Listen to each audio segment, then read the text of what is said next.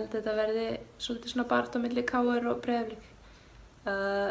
Það gríðarlegur munur á fyrstu deild og úrvalsdeild og hefur verið, þannig að KR fór náttúrulega taplaust í gegnum þetta í fyrra en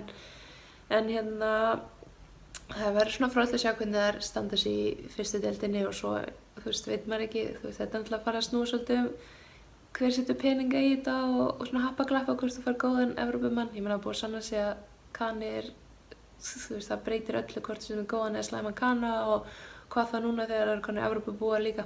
Þannig að þetta skiptir svolítið máli hvort fólk sé setja pening í þetta og hvort þeir bara svona lendi á góðu leikmanni. Ef KR fer ekki bæta við þessi leikmanni, þá munir KR falla? Já, ég ætla að taka að passa þessa, ég alveg... Erfitt að segja. KR, af því að þær hafa ekki bætt neitt það miklu við sig. Það verður bara það, ég held að því miður að Breiðablik geti lent í þessari stöðu.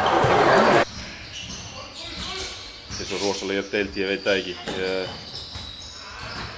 held að Skallagrímur hefur verið í vandræðum, ég held samt að það mun ekki falla. Þetta verður eitthvað sem ræðist bara á síðustu 3 umferðunum. Ég get ekkert sagt þetta til það.